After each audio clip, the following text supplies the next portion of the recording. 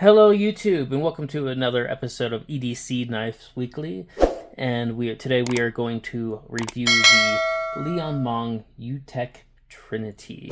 Now this is a really fun knife, especially if you're into fidget spinners or just fidgeting with your hands, or you like to fidget with your knives. Keyword fidget and fun.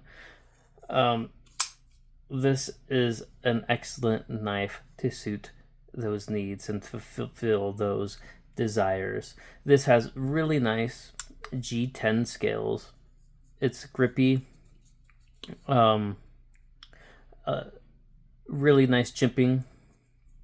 And what I like about this is that it's very easy to deploy. The detent on here is great. I have trouble with most of my knives spidey flicking. This spidey flicks with ease. I can very rarely front flip my knives. Case in point, let's try this again. But I can do it with the U-Tech, and the flipper tab is easy. Anybody should be able to do that. Now, who is Liong Mah? Liong Mah. Liong Mah was a former New York City chef who became actually a really world-renowned knife maker and designer.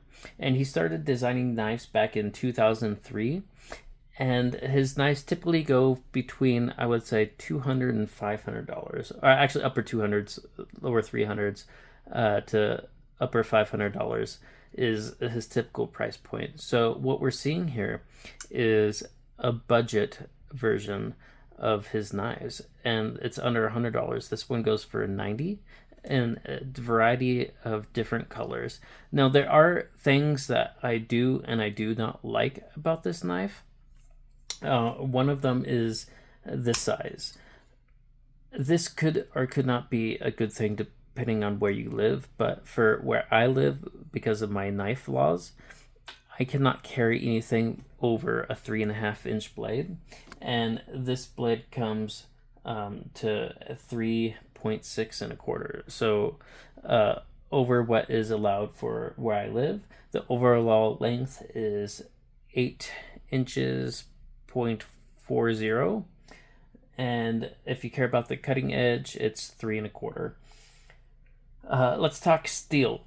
So what's interesting about this steel is it's 14C28, and it comes from, I'm going to butcher this, Sandvik.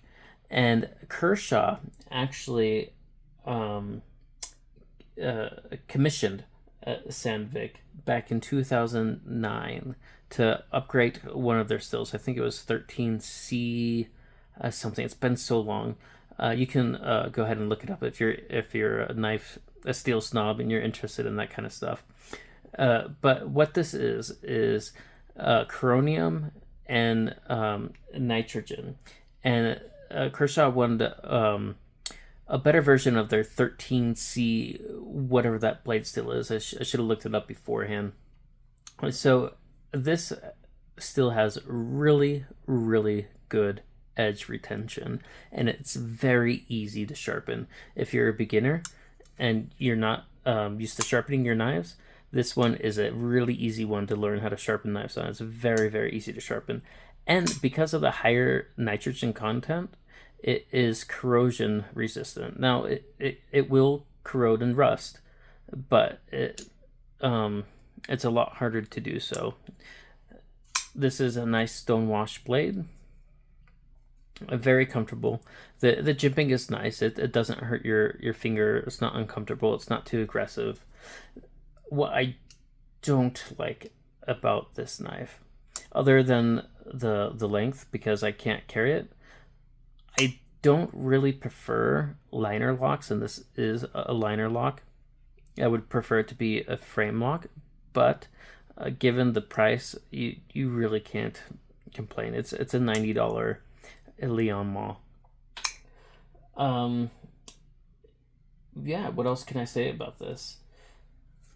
I got this one at Blade HQ for $90. What I like about Blade HQ, and they're not an affiliate in any way, shape, or form, but they do have a tier system when you become a member, and the higher tier, the more rewards you get, the more points you get, for purchasing knives, and so I use them every time I make a purchase now. It's usually about $10 off, is when I use my points, but people save them until they've redeemed $20 off, $50 off, $100 off, and you can redeem these points very, very quickly. So I really do like Blade HQ for my shopping for almost all of my knives. Once again, they're not an affiliate link at all. They don't pay me to say that. I'm just saying it because I'm a big fan. Really quick, let's get some size comparisons out of the way, just so you can see up against some other knives that you may be familiar with, and then we'll let you get going. So we have it up against the Manix 2, and let's do the Kershaw Iridium. So it's quite a big knife, a little bit too big for me. Even if the state law said I could carry a larger knife than a blade length being 3.5 inches, this still would be a little bit too large for my hands for me to comfortably EDC it. But as far as for fidgeting at home, I do love it. The Good Screw Samurai, and how about the CRKT M16, going old school here.